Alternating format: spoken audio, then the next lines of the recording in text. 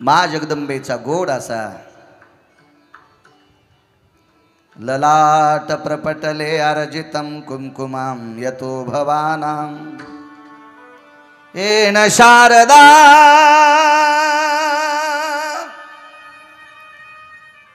प्राणेश्वरी विमला कमला वज्रेश्वरी सौभाग्यं प्रदायिनी ललाटं कुंकुमं अर्जवायो। मा जगदंबेच्या चरणी शब्द सुमन समर्पित करतो। त्या सुवर्णाताईंच्या ललाटावर गोडसा असं कुंकुम तेवत राहावं ही मा जगदंबेच्या चरणी प्रार्थना। सार्वजनिक दुर्गा माता नवरात्र उत्सव समिती गंगापूर 2025 वर्ष 9 आहे। गेल्या 8 वर्षापासून सांस्कृतिक कार्यक्रमाचा दबदबा जपून ठेवणारा, वारसा जपून ठेवणारा एक राजकीय क्षेत्रातला एक आगळा वेगळा नेता आदरणीय संजय भाऊ जाधव, पुनश्च त्यांना कोटी कोटी धन्यवाद देतो। मा जगदंबेचे आशीर्वाद त्यांना प्राप्त हो। या परिसरातील यती योगी जपी तपी अनुरागी धर्मनिरपेक्ष नामधारक वारकरी अशा सर्वांचा गोड आशीर्वाद या कार्यक्रमाला लाभो, संजय भाऊंना लाभो, त्यांच्या मित्रमंडळीला लाभो, त्यांच्या कार्यकर्त्यांना लाभो, या ग्रामस्थांना लाभो। त्या संत मंडळीच्या चरणी साष्टांग दंडवत करतो। आजचा पहिला दिवस आहे, उद्यापासून वेळेत कथा सुरू होईल। मी तसं वेळेतच चालतो, कधी वेळ होणार नाही, सर्वांनी त्या वेळेचं भान ठेवत राहा। श्रीमद भागवत कथा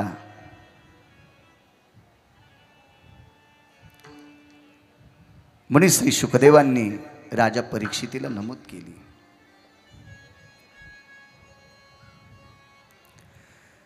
पण या पुराणाचे रचेते महर्षी व्यास आहेत।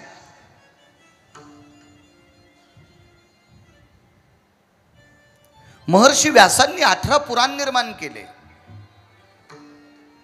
त्याच्यापैकी कलशस्थानी असलेलं पुराण म्हणजे श्रीमद भागवत पुराण आहे।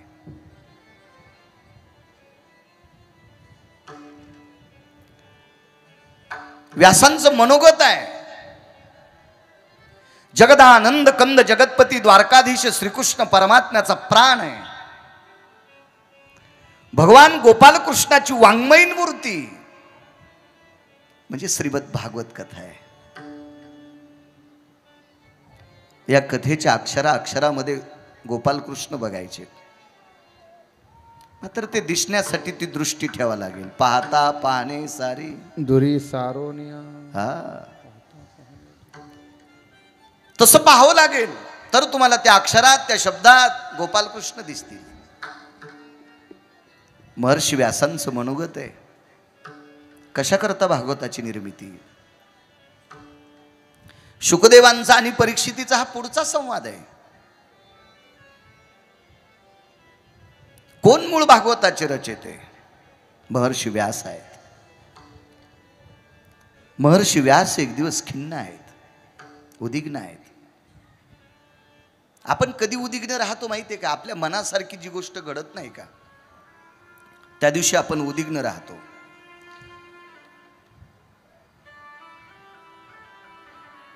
सासूबाईच्या मनासारखी सून वागत नसेल तर सासूबाई उद्विग्न राहतात। कारभार जर सासूबाई सुनबाईला करू देत नसतील तर सुनबाई सुद्धा उद्विग्न राहतात। मुलगा वडिलांच्या विरोधात वागत असेल तर वडील सुद्धा विरोधात राहतात। अनाठाई खर्च करण्यासाठी वडील पैसे देत नसतील तर मुलगाही उद्विग्न राहतो। प्रत्येकाचे उद्विग्न राहण्याचे भिन्न भिन्न प्रकार। माझ्या व्यासांचा तो उद्विग्नपणा नाही। व्यासांनी विचार केला, निर्मितो पुराणो भवाहा 17 पुराणाची निर्मिती केली, त्याची रचना किती असेल कल्पना करा, किती श्लोक असतील. सज्जन श्रोत्यांनो, या महाराष्ट्राच्या मातीमध्ये 10-5 अभंग, 10-5 ओव्या, 10-5 श्लोक. माझ्यासारखी 4-2 श्लोक पाठ करणारी इडपट गिरगावकर महाराष्ट्राच्या कोपऱ्या कोपऱ्यात फिरत राहतात.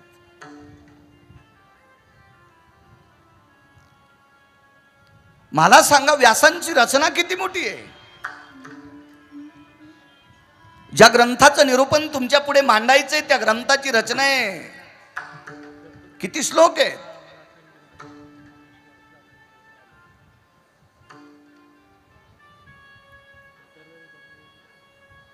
18,000 श्लोक.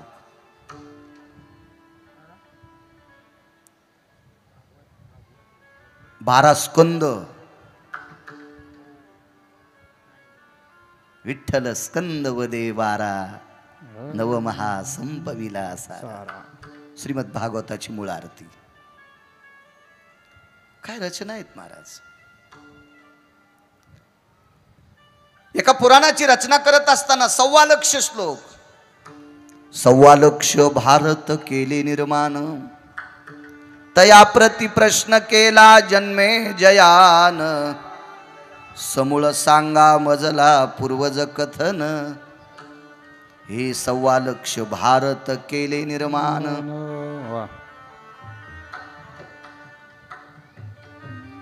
1,25,000 श्लोक.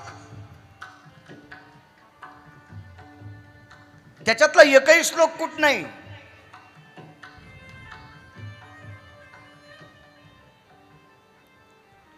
त्याच्यातला एकही श्लोक श्रुती अमान्य नाही. त्याच्यातला एकही श्लोक शास्त्र अमान्य नाही, पुराण अमान्य नाही. वेदां पुराणां शास्त्रायो मान्य भयो निरांजनम. व्यासांच्या निर्मितीला वेद शास्त्र पुराण आरती करतात, आरती करतात, आरती करतात. काय प्रगल्भ वाणी असेल माझ्या व्यासांची. व्यासोचिष्ट जगत्रय.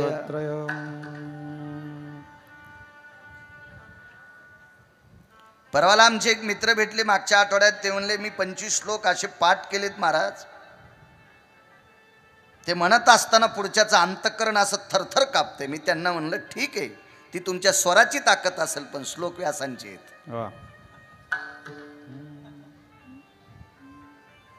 श्लोक व्यासांचे. या पवित्र भारत देशात, संस्कृती संपन्न भारत देशात जो जो आपली विद्वत्ता मांडत राहतो ती विद्वत्ता मूळतः व्यासांची आहे, आपली जहागिरी नाही. हे समजून काम केलं पाहिजे.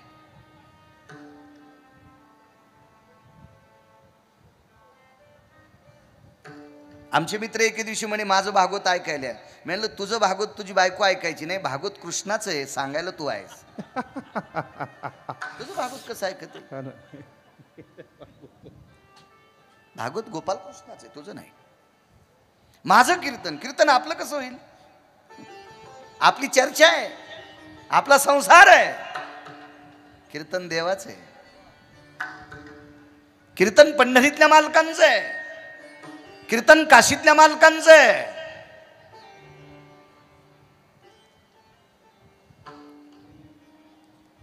कीर्तन देवाचं आहे, आपलं नाही. तसं पुराणातलं संपूर्ण ज्ञान व्यासांचं आहे. 17 पुराणाची निर्मिती केली. याजसाठी जप याजसाठी तप व्यासे हि आमोप ग्रंथ केले. व्यासे हि आमोप ग्रंथ केले. याजसाठी जप याजसाठी तप व्यासे ग्रंथ केले. व्यासे हि आमोप ग्रंथ केले. पुरावा आहे मालकांचा. व्यासेही आमोप ग्रंथ केले. तुमच्या आमच्या उद्धाराकरता केलेत. म्हणून पुनश्च एकदा संजय भाऊ तुम्हाला माझ्यापेक्षा वयानं तुम्ही ज्येष्ठ आहात, तरी पण या गादीवर बसल्यामुळे विनंती करतोय, विश्वाच्या मालकाने तुम्हाला सदृढ आयुष्य देवो आणि मिळालेल्या आयुष्यात तुम्हाला राजाश्रय प्राप्त हो. आणि तो राजाश्रय प्राप्त झाल्याच्या नंतर आपली धर्म संस्कृती जागरूक ठेवण्यासाठी तुम्ही असेच सांस्कृतिक कार्यक्रम ठेवो, ही तुम्हाला विनंती करतो.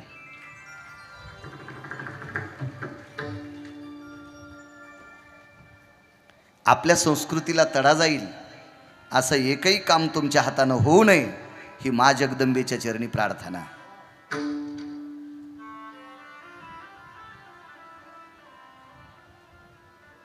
पद येतील पद जातील, याच्या मागची राजे झाली आली गेली तीच अवस्था संजय भाऊ आपली.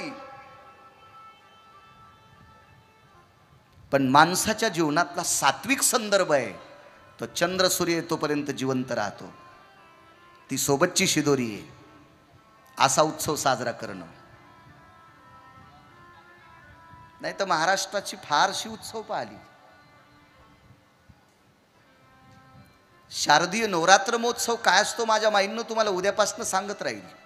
आज पुराणाची निर्मिती आहे का, नुसते उपास धरणं, 2-3 टाइम साबुदाणा घेणं, वरईच्या दशम्या खाणे, याच्यासाठी शारदीय नवरात्र उत्सव नाही. सांगेल मला फक्त आशीर्वाद द्या तुमचं लेकरू समजून, उद्यापासून बोलण्याचा प्रयत्न करेन. महर्षी व्यास उदिग्न येतं आणि ज्या वेळेला माणसाचं मन उदिग्न होत असतं संजय भाऊ, त्यावेळेला साधू बघितला पाहिजे. आपल्या उदिग्न मनाला प्रसन्न करण्याची ताकद साधूत असते. तुम्हाला असं वाटतंय का देव उदिग्न नसतो म्हणून? पंढरीतला मालक सुद्धा एकदा उदिग्न झाला. आईसाहेबाचं आणि मालकाचं भांडण झालं. पंढरीतल्या मालकाचं वैकुंठात आईसाहेबाचं आणि मालकाचं भांडण झालं. रुक्मिणी आईसाहेबाचं, लक्ष्मी आईसाहेबाचं आणि मालकांचं भांडण झालं. एका कारणाकरता या विश्वातली एक तेजस्वी तपस्विनी विटेवरच्या मालकाच्या मांडीवर बसली होती वैकुंठात. तिचं नाव आहे राधा. आणि मालकाच्या मांडीवर राधा बसल्या याच्याकरता विटेवरच्या मालकिनीला थोडंसं दुःख झालं, राग आला आणि देवाच्या प्रपंचात उद्विग्नता निर्माण झाली. आणि आईसाहेब दिंडीरवनात आल्या. इथं बसलेली राजकीय क्षेत्रातली तुम्ही दिग्गज माणसं आहात, कोणी व्यापार क्षेत्रातली आहात, कोणी वैद्यकीय क्षेत्रातली आहात, कोणी शैक्षणिक क्षेत्रातली आहात, शब्दप्रभारातली काही पत्रकार असतील.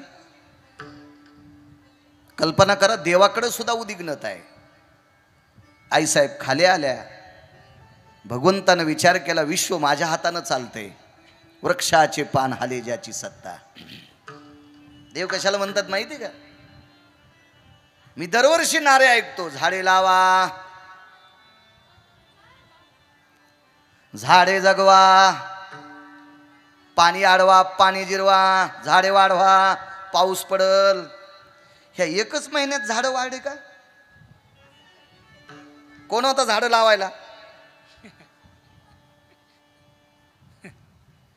ह्या ज्या कल्पना आहेत का स्वतःच्या स्थापित केलेल्या, ह्या जरा बाजूला सरकीचा विज्ञानवादी. एक डोक्यात कल्पना ठेवा, पाऊस किती पाडायचा आणि किती कमी पाडायचा हे दोनच लोकांच्या हातात, एक काशीतल्या आणि एक पंढरीतल्या. मधल्या लोकांनी कोंबड्यासारखं उकरायचा प्रयत्न कमी करा. ही संपूर्ण सत्ता त्या दोघांच्या हातात आहे.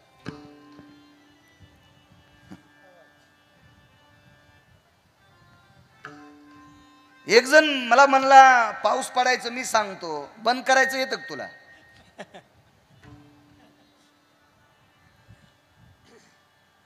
मी आंबेजोगाईहून येत असताना गोदावरीच्या पात्राच्या पलीकडे बीड शहराच्या अलीकडे एक पात्र लागलं, मला नाव आठवणं त्या पात्राचं. इकडे अर्धा किलोमीटर आणि तिकडे अर्धा किलोमीटर पाण्याचं सरोवर बनलं होतं. महाराज बंद करायची ताकद आपल्यात नाही, ही त्याच्याच हातात आहे, त्याच्याच हातात आहे. आणि त्यालाही उद्विग्नता आहे, तोही उद्विग्न आहे. शेवटी ही उद्विग्नता संपवण्यासाठी एका साधूची मदत घ्यावी लागली. आणि त्या साधूनं सांगितलं, विश्व तुमच्या नावावर जगतंय, तुमच्या संसारात कलह नकोय, तुमच्या प्रपंचात कलह नकोय. एक सांगू, तुम्ही एखाद्या मित्राच्या मुलाला सांगत असाल, अरे तू आई वडिलाला सांभाळ, तुम्हाला अधिकार त्याच दिवशी येऊ शकतो, तुम्ही स्वतः तुमच्या आई वडिलाला सांभाळायचे अधिकारी असावे. ज्याच्या नावानं आपला प्रपंच स्थिर होतो त्याचा प्रपंच फाटलाय. महाराज एका साधूनं पंढरीतल्या मालकांना, वैकुंठातल्या मालकांना सांगितलं, जा खाली दिंडीरवनात. खाली गेले, रुक्मिणी आई साहेबांना बोलले, जाऊ दे ग, मी आलोय आता माझी न राधेची काही भेट होणार नाही, आता मी खाली आलोय. आईसाहेबांनी पुन्हा एक कान टोचला, तुम्ही जरी राधेला सोडून खाली आले तर लोक राधा कृष्णच म्हणतील.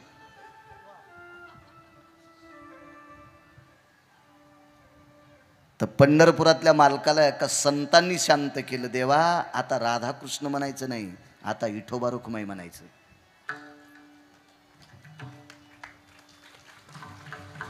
महाराज देवाच्या प्रपंचातली उद्विग्नता संपवायची ताकद साधू ते.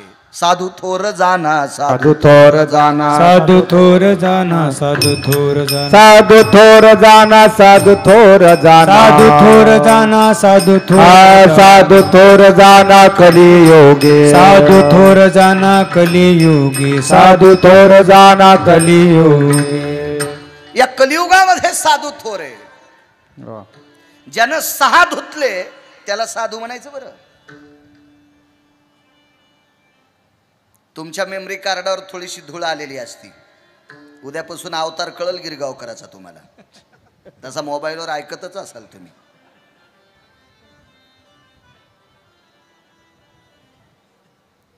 धर्महीन, पुरुषार्थहीन,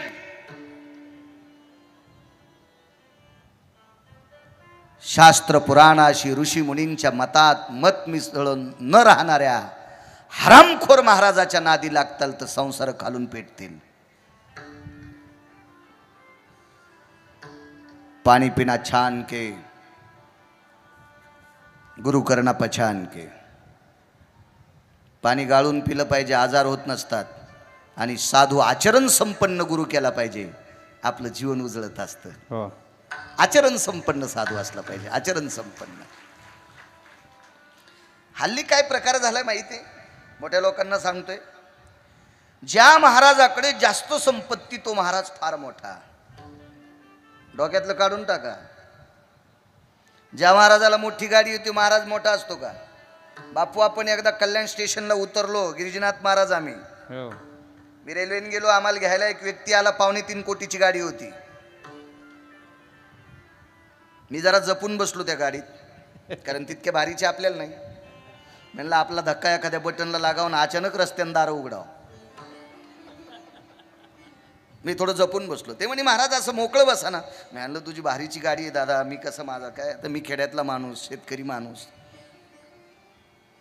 नाही म्हणे बसा, तसं काय नाही, माझ्यापाशी बटन आहे, ते बटन दाबल्याशिवाय काहीच उघडत नाही.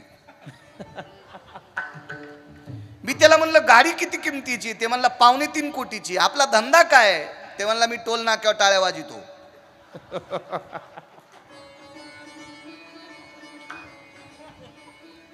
मी 1 महिनाभर शेंडी खाजीत होतो.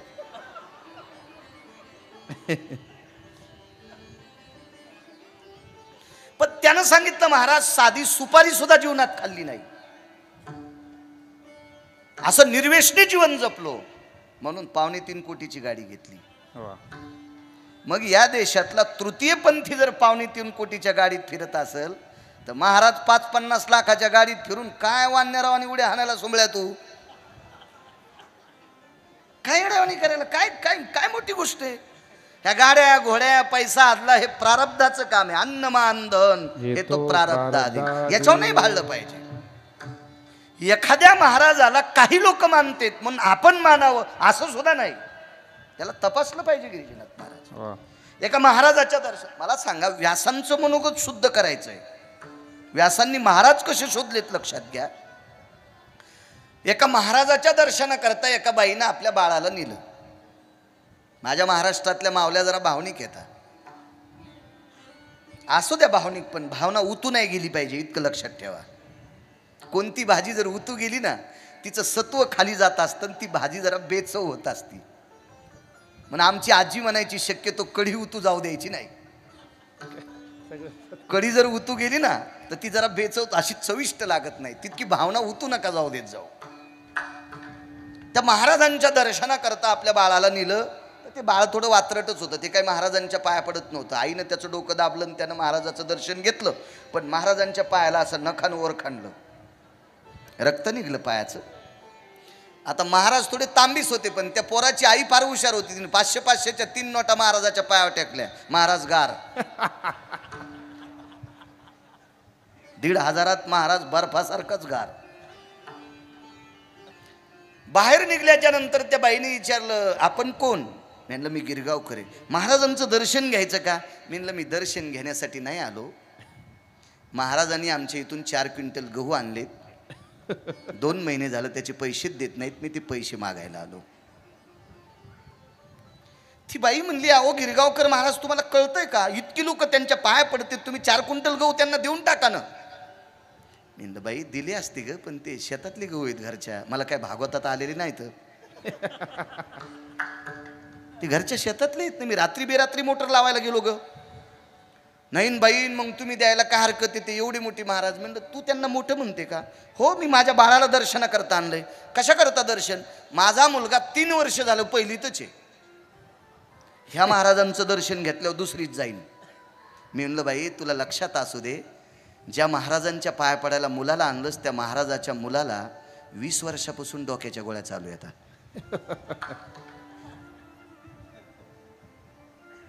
ज्या महाराजांच्या मुलांचं डोकं जर मेंदू खराब असेल तर तुमच्या पोरांनी दर्शन घेतल्यावर तुमच्या पोराचे डोके सुधारतील? संजय भाऊ कसं शक्य आहे? म्हणून महाराज हा सात्विक शोधला पाहिजे. आज भला अभ्यास नसू द्या, या संप्रदायाची ओळख अभ्यासानं नाही आचरणानं आहे. शुद्ध आचरणा चुको नको, शुद्ध आचरणा चुको नको, शुद्ध आचरण चुकू नको, शुद्ध आचरण चुकू नको. जरी झाला तो चतुर शहाणा, कधी झाला तो चतुर शहाणा, जरी झाला तो चतुर शहाणा, जरी झाला तो चतुर शहाणा. शुद्ध आचरणा चुकू नको, हो शुद्ध आचरणा चुकू नको, शुद्ध आचरणा चुकू नको, हो शुद्ध आचरणा चुकू नको. काय गोड वाक्य माझ्या मालकांचं. जरी झाला तो चतुर शहाणा, शुद्ध आचरणा चुकू नको. देवा वेद करतलेत, शास्त्र करतले, पुराण करतले, गाथा करतले, ज्ञानेश्वरी करतले, पण बापानं जिच्या सोबत लग्न लावून दिले ती ओघळता जगातल्या प्रत्येक स्त्रीला माय मन. पृथ्वीवर जितके देश आहेत त्या सर्व देशातला 1 नंबरचा महाराज. आचरणाला किंमत आहे आपल्याकडे. असा एक आचरण संपन्न साधू महर्षी व्यासांना प्राप्त झाले.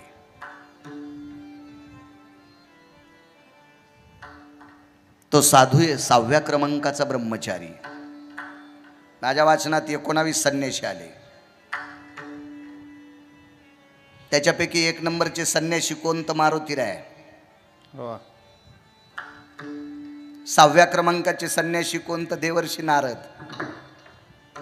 मधले घरी गेल्यावर पा, अन्यथा तुमच्या दुसऱ्या महाराजांना विचारा. माझ्याकडून 2 पुरे, सगळं सांगायला मी गुत्त थोडं घेतलं. 6व्या क्रमांकाचे संन्यासी देवर्षी नारद, महर्षी व्यासांची भेट झाली.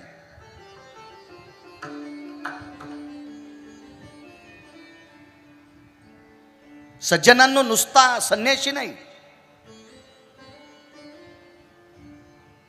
सनातन संस्कृती जिवंत ठेवायचं काम नारदांनी केलं.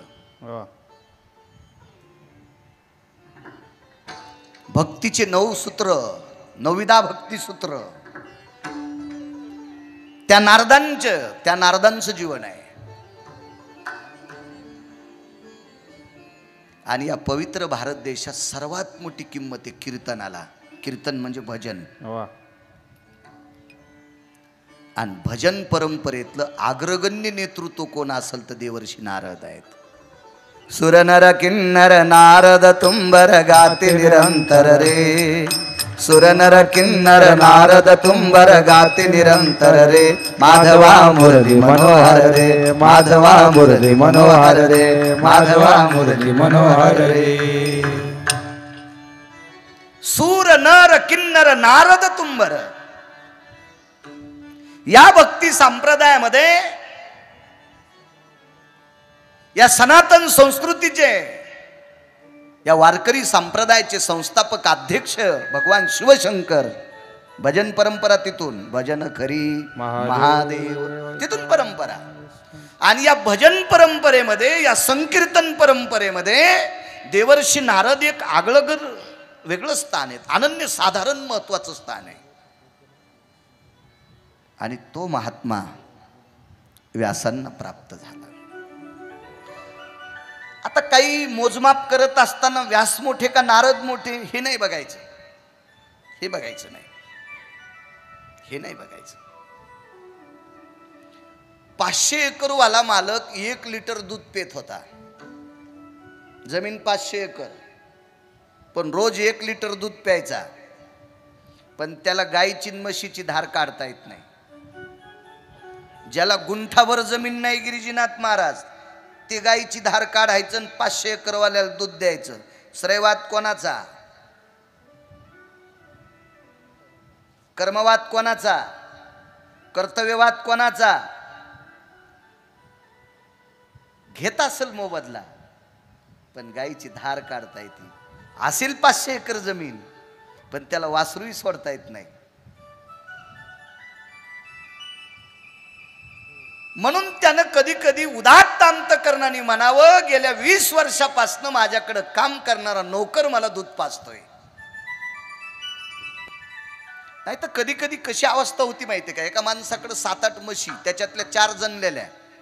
आम्ही घरी गेलो, म्हणे महाराज चहा कोणता घ्यायचा? म्हणलं कोणताच नको मला. नाही आमच्याकडे 2 दिवस झालं काळाच चहा आहे. म्हणलं कशा करता? म्हशी तर 4 जणलेल्या आहेत. काही नाही म्हणे, मला काही धार काढता येत नाही आणि वगाराला मनानं पेता येत नाही. म्हशीच्या वगाराला मनानं पेता येत नाही. ती बांधलेली होती ना, म्हणजे त्या आईचं वासरू वासून त्याला मनानं पेता येत नाही. यानं बांधलेलं आहे आणि यानं विकत घेऊन याला काळा चहा प्यावा लागतो. याला धार काढता येत नाही. म्हणजे अशी प्रचंड शेती आणि प्रचंड म्हशी म्हणून मोठा नाही. त्याच्या घरी काम करणारा कर्तव्यातला निपुण व्यक्ती हाही त्याच्या बरोबरीचा असतो. मग एखाद्या क्षेत्रात कोण मोठं कोण लहान हा नाही विचार करायचा. माऊली महावैष्णव ज्ञानोबारांच्या वयाच्या बाबतीत जर विचार केला तर मला असं वाटतंय,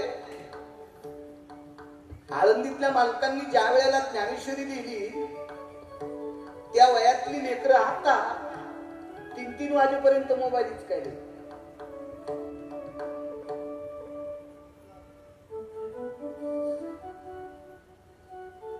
आणि आळंदीतल्या मालकांनी विश्वावर जय प्राप्त केला. ज्ञान किती माहिती का?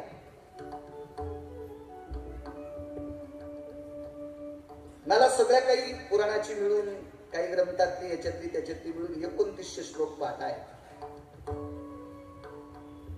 म्हणजे मी किती मोठा आहे? एका डब्बीत बसले. आपल्याकडे समुद्र किती येतं? 7. या सागराला लाजवील इतका मोठा ज्ञानाचा समुद्र ज्ञानोत्तर आहे. ज्ञानाचा ज्ञानाचा ज्ञानाचा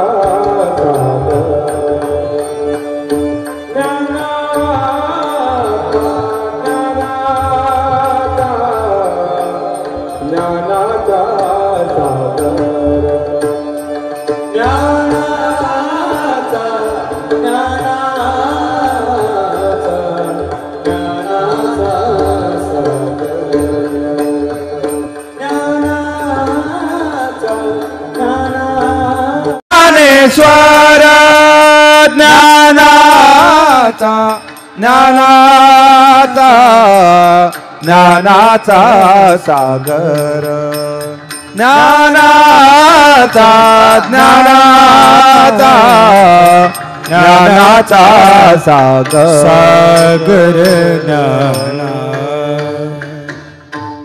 तसं व्यासांच्या आणि नारदांच्या वयातली तफावत बघायची नाही.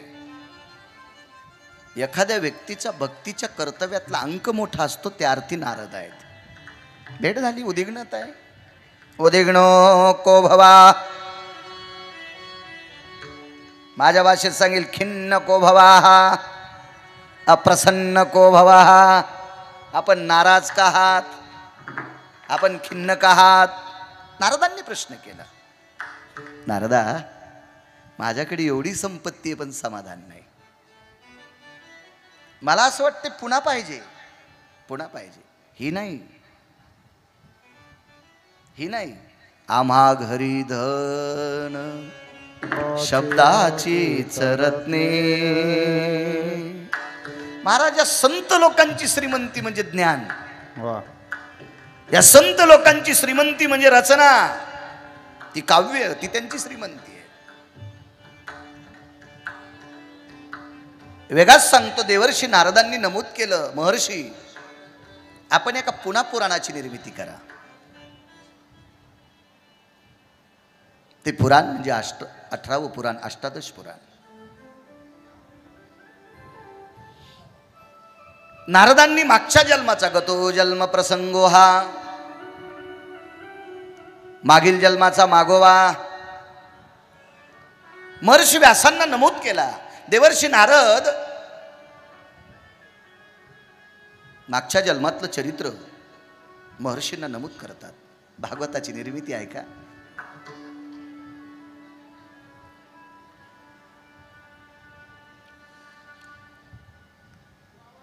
पित्याचं सुख मानवलं,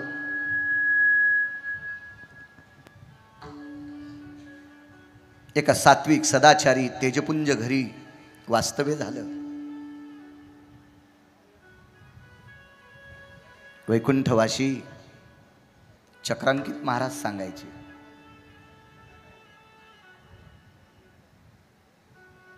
महाराज पुरावा हा अधिकारी माणसांचा मानला पाहिजे, लोकमान्यांचा नाही, देवमान्यांचा. कारण हल्ली लोक कोणाला मानतील त्याच्यामुळे आपण त्यांचे पुरावे मानायचे नाही, देवमान्यांचे मानायचे, संत मान्यांचे मानायचे. चक्रांकित महाराज सांगायचे, देवर्षी नारदांना त्या घरी देवघरातली साफसफाई करायचं काम मिळालं. कालची निर्माल्य गंगेत नेऊन टाकायची, स्नान करून ओल्या कपड्यानं गंगेचं पाणी देवाच्या स्नानाकरता आणायचं. नारदांच्या आईनं गाईच्या गोठ्यातून शेण आणायचं, नारदांनी ते शेण एका पात्रात कालवायचं, त्या शेणानं देवघर सारून घ्यायचं. ती देवाची जी पात्र होती ती बाहेर ठेवायची, नारदांच्या आईनं ती घासायची. वेगाच सांगतो मोजक, एके दिवशी देवर्षी नारदांच्या आईला सर्पदंश झाला आणि गाईच्या गोठ्यामध्ये नारदांच्या आई सर्पदंशाने गतप्राण झाल्या.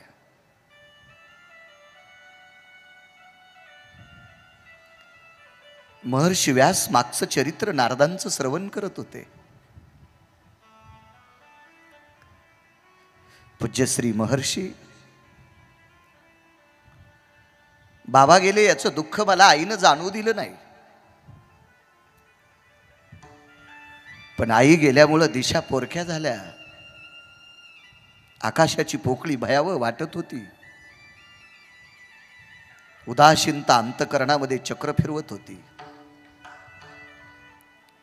अशा वेळेला एका व्यक्तीनं सांत्वन केलं आणि विश्वाच्या मालकाचा धावा केला. तो जगन्निवास प्रगट झाला. गोपाल कृष्ण भगवान की जय. बोल भवानी माता की जय. आणि मग माझं आठवण करा, माझं स्मरण करा, मी तुम्हाला भेटत राहील. हा एक पुरावा आहे. आणि अजून 3 पुरावे व्यासांना प्राप्त झाले. हा एक, असे 4 पुरावे प्राप्त झाले. आणि मनातली उद्विग्नता संपली आणि महर्षी व्यास समाधी अवस्थेत बसले. समाधी एक योगाची अवस्था आहे, एक ध्यानाची अवस्था आहे. आणि त्या समाधी अवस्थेत नारद देवर्षी व्यास बसायचे. आणि समाधी उत्थान झाली की देवर्षी महर्षी व्यास मुखारविंदातून त्यांच्या श्लोक पडायचे.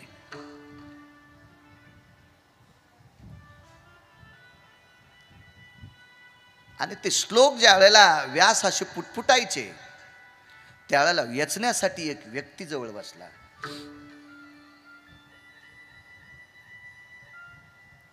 महाराज, त्या व्यक्तीचे कान फार मोठे होते.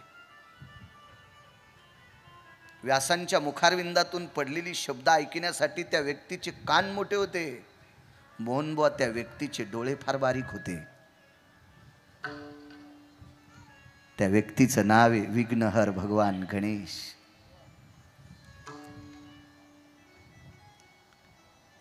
एक माहिती आहे का तुम्हाला, कान माणसानं कधी बी मोठे ठेवायचे. कशा करता? एखाद्या हलकटानं आपली निंदा जरी केली तरी ती सामावून ठेवायची ताकद त्याच्यात असली पाहिजे. याच्याकरता कान मोठे ठेवत जा.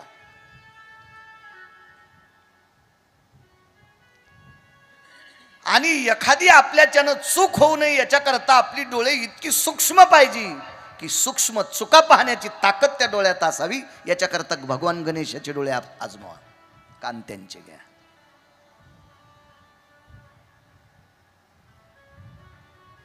तुम्हाला एक माहित आहे का, कान, डोळे आणि तोंड, मानवी शरीराला ह्या 3.5 हाताच्या मोबाईलला 9 छिद्र येतं. त्याच्यातले सगळ्यात बदमाश छिद्र कोणते असतील ते हे. म्हणून देवा पूजा करताना तुम्ही पाठीला पाणी लावा म्हणत नाहीत. नेत्राजमन हे फार बदमाश आहे ते 2 छिद्र. परांगणा सुंदरा अलंकार मंडित नटे जाना पाहलिया पाप मना चक्षुद्वारे धावतसे. लक्षात ठेवा, नवरात्र म्हणजे उदोनारी शक्तीचा आहे. अजून लक्षात ठेवा पुरुषांनो, या भारत देशाची ओळख या विश्वातल्या पुरुषांमुळे नाही, या देशातल्या स्त्रीमुळे आहे. वा.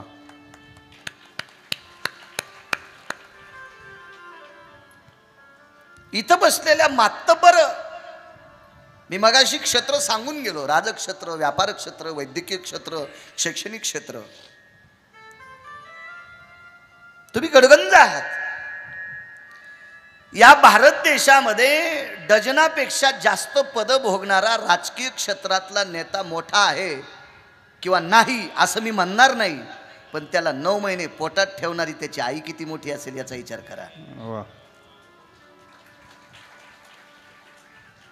तिनं ते रत्न दिले देशाला,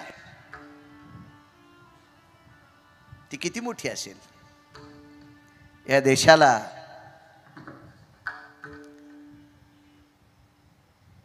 आध्यात्मिक सत्तेमध्ये कालच्या काळामध्ये या पवित्र भारत देशाची मान उंचावली पूज्य श्री स्वामी विवेकानंद. त्या विवेकानंदांना 9 महिने पोटात ठेवणारे त्या मातोश्री किती मोठ्या असतील.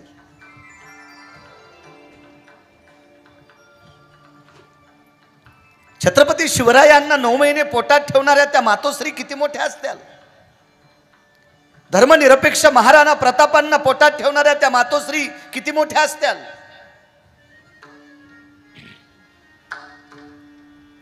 बऱ्यापैकी 12 ज्योतिर्लिंगाचा जीर्णोद्धार करणाऱ्या देवी अहिल्याबाई होळकर, त्या माऊलीला 9 महिने पोटात ठेवणारी ती आई किती मोठी असेल. सबसे बड़ी है माँ जगत में, सबसे बड़ी है माँ, सबसे बड़ी है माँ जगत में, सबसे बड़ी है माँ.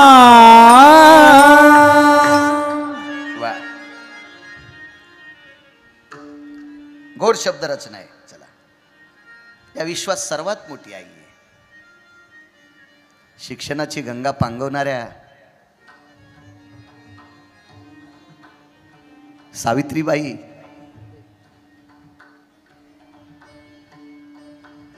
महर्षी ज्योतिबा, 9 महिने पोटात ठेवणारी आई किती मोठी असेल. एक ऐकता नाव छोटस.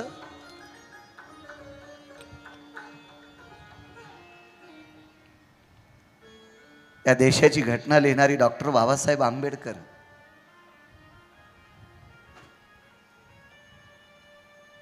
त्या व्यक्तीच्या खांद्याला खांदा लावून संसार करणारी कधी रमाबाईची ओळख आहे तुम्हाला?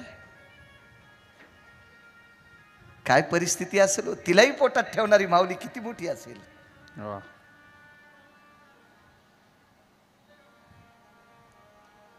म्हणून माझ्या माईंनो, या देशाची ओळख तुम्ही आहात, राज्य, राणी व संपत्ती.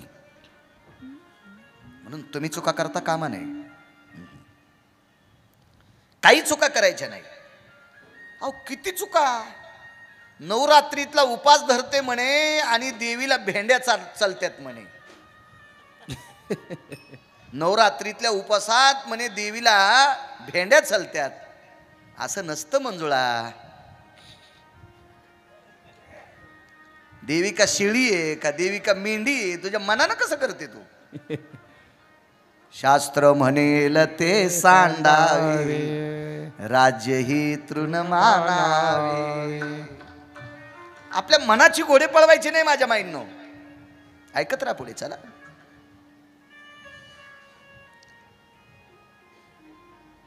हे 4 पुरावे महर्षी व्यासांना प्राप्त झाले आणि महर्षींना समाधी लागायची. समाधी श्लोक सुचायचे. समाधी उत्थान झाल्याच्या नंतर मुखारविंदातील ते श्लोक बाहेर पडायचे आणि ते टिपण्यासाठी भगवान गणेश लिखाण करण्यासाठी बसले. सिद्धिविनायकं लंबोदरानां गिरिजासुते विघ्ननाशानां बुद्धिरेकं प्रभावो आपाम्पतिनिरानां कृपापात्रेषु ब्रह्मकन्याय जायते. ते भगवान गणेश लिहिण्यासाठी बसायचे. त्याच्यातले काही कुट श्लोक काढले.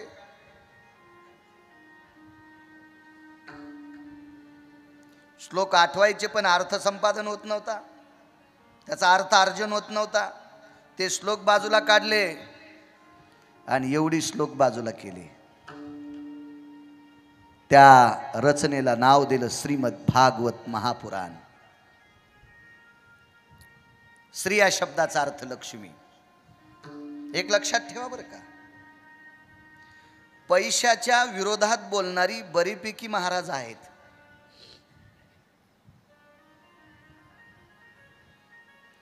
पण पैशाशिवाय काहीच धकत नाही असा एकही महाराज नाही. मला तरी पाहायला भेटला नाही.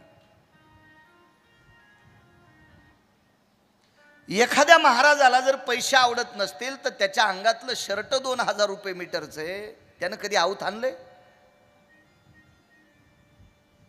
त्यांनी कधी सोयाबीन कापली? त्याला कधी तूर फवारता येते?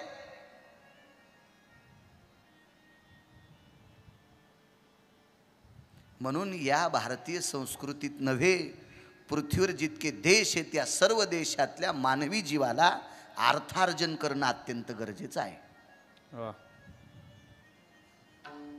स्त्री या शब्दाचा अर्थ लक्ष्मी. मला सांगा, आदरणीय संजू भाऊ असतील, त्यांचे मित्रपरिवार असतील, त्यांच्यातले राजकीय क्षेत्रातले काही मित्र असतील, व्यापार क्षेत्रातले असतील, माझा शेतकरी राजा असेल पुढे बसलेला, उदात्त अंतकरणाने तुम्हाला विचारतो, असं कधी झालंय का? आता सार्वजनिक दुर्गा माता नवरात्री शारदीय उत्सव साजरा करायला आणि मंडपवाल्यांनी सांगितलं मी 1 रुपया घेणार नाही. कारण मला असं वाटतं मंडपवाल्याला पण बायको असेल, त्याला असे मोकळे हातवरी करता येणार नाही. कारण त्यानं हात जर वरी केले तर ती घरची दांडा घेईन. कारण हिला तरी 8 हात आहेत, ही तितकं मारित नाही, 2 हातावाली जास्त मारती. जे बावल्यावर चढे त्यांना माहिती आहे. अर्थ लागतो. मी सांगू तुम्हाला, देव करायचा असेल तरी पैसा लागतो.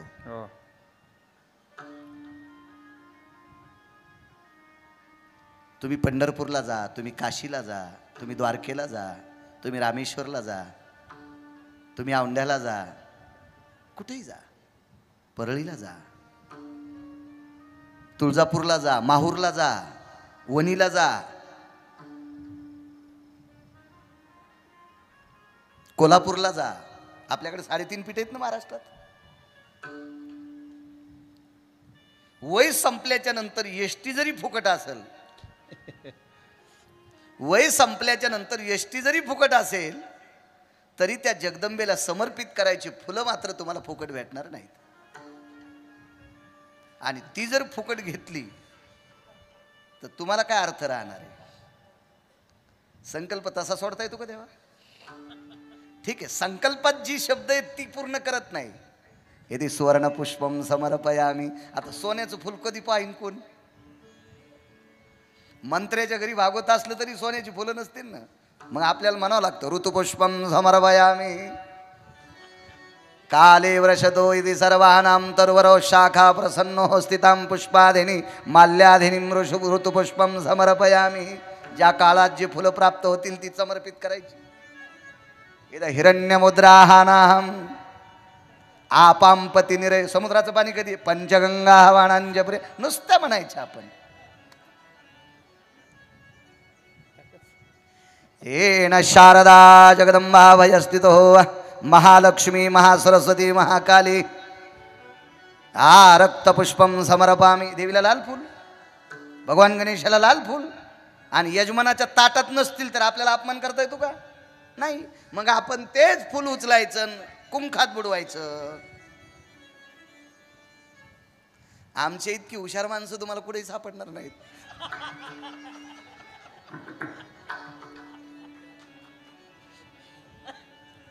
यदि गंधासार्जितं माल्याय स्वपुष्पेनासितं आरक्तपुष्पं जगदंबा समर्पयामी. आम्ही म्हणावं ते पर्व काळ. वेदानां वानिरोर प्रगल्भेषु रसनायां ब्रह्मकन्यानाधिष्ठितां ज्ञानायो सरस्वतीयां रसने फलदुम्राणां वानिरोर्भूषितां हेमपुष्पात्यो. सात्विक सदाचारी पुण्यशील ब्राह्मणांनी सांगितलं हेमपुष्पम समर्पयामी. तुम्ही साधं बकुळाचं फुल जरी समर्पित केलं तरी सोन्याचं फुल समर्पित केल्याचं पुण्य प्राप्त होते. वाणीची ताकद असते.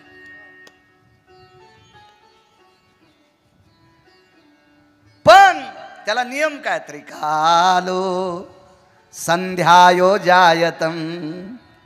याच्या पुढचं सांगतो, कर्मात कर्मात कर्मात उच्यते द्विजाहा.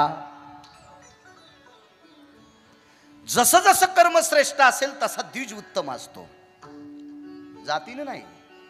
कर्मान कर्मात श्रेष्ठ उच्यते.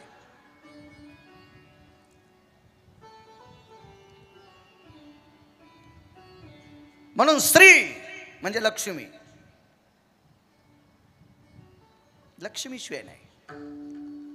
आपण संसारातली माणसं आहात, मी सुद्धा. बरं ठीक आहे, कोणी चमच्याभर चिखलानं भरला असेल, कोणी वाटीभर भरला असेल, कोणी गाडीभर चिखलाने भरला असेल, पण चिखलाने भरला संसाराच्या. तर प्रपंचामध्ये घरातल्या सगळ्या लोकांचं जीवन सुखी आणि मनोगत शांत ठेवण्यासाठी अर्थ लागतो. धनवंत पुरुषाशी स्त्री लवथव करी कैसे. याच्या पलीकडचं एक उदाहरण आहे बापू तुमच्याकडे.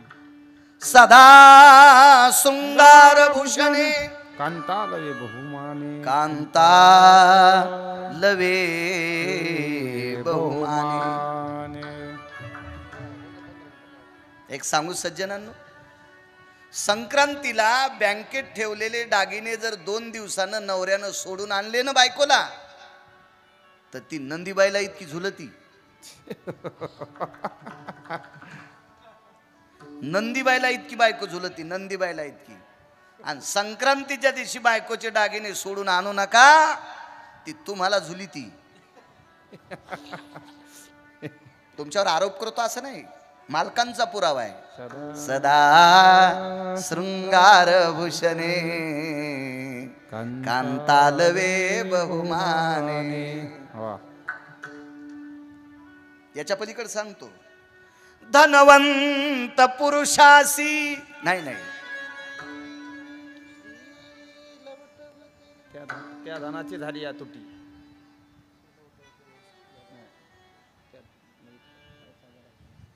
सर्व मान्यता आहे धनवंता लागी. धनवंता लागी सर्व मान्यता आहे जगी. महाराज, अर्थ ज्याच्याकडे त्याला मान्यता आहे.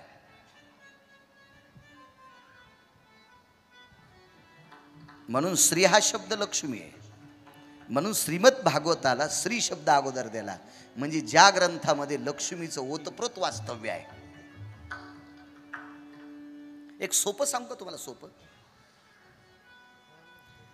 भागवत सांगणारी महाराज किती श्रीमंत आहेत मी ती नाही सांगायचा, पण या पवित्र देशात चालत असलेल्या श्रीमद भागवत कथेच्या कालामध्ये अन्नदान किती होते हा महत्वाचा भाग आहे. कशाची ताकद आहे देवाई? ही लक्ष्मीची ताकद आहे. आज पूर्ण दिवस, कालपासनं रोजची रोज सगळ्या मावल्यांना पुरुषांना फलाहार आहे. शारदीय नवरात्र उत्सव आहे म्हणून फराळाची सोय आहे. मला सांगा कशाची ताकद आहे? ही लक्ष्मीची ताकद आहे. श्री मत भागवत. भागवत भ या शब्दाचा अर्थ आहे भाव. भाव. ग या शब्दाचा अर्थ आहे गहन, आणि त या शब्दाचा अर्थ आहे तत्व. ऐका छोटासा मुद्दा. श्रीमद भागवतामध्ये भाव असावा. आपल्या संस्कृतीमध्ये भावाशिवाय अर्थच नाही. भाव म्हणजे भाऊ नाही. भाव या शब्दाचा अर्थ आहे श्रद्धा. श्रद्धावान लभन्ते किंवा देवाकारणे भावची तस्मात, किंवा भावा एकासाठी कांदा वाहे आपुल्या. काही न लगे एक भावची कारण, तुका मने आन. विठोबा भाव भाव बोरे खाय भिल्लटीची थोर प्रेमाचा किंवा न म्हणे उचिष्टाथवा थोडे तुका म्हणे भक्ती पुढे थोर प्रेमाचा किंवा पोहे सुदाम देवाचे फके मारे कोरडे भाव म्हणून भा शब्द आला. किती भाव पाहिजे महाराज. सागराचा अंत लागेल एखाद्या वेळेस. आकाश मोजवे लविती. किती विती आकाश मोजता येईल.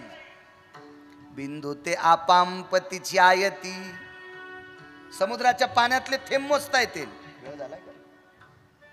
वेळ झाला सांगा बरं मला.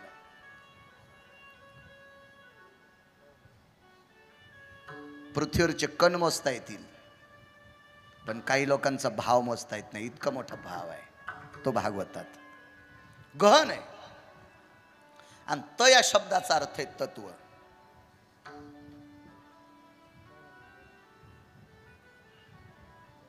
तत्वाशिवाय कुठलंही जीवन चालत नाही. ना तुमचं राजकीय क्षेत्र, ना व्यापार क्षेत्र, ना शैक्षणिक क्षेत्र, ना वैद्यकीय क्षेत्र, ना आध्यात्मिक क्षेत्र. या प्रत्येक क्षेत्रात तत्व लागतंय. म्हणून ता शब्द वापरला. श्रीमद भागवत पुराण. व्यासांची निर्मिती. मैत्रेयाचा संवाद आहे. विदुराचा संवाद आहे. महर्षी व्यासांनी श्रीमद भागवताची निर्मिती केली. व्यास कोणाचे पुत्र?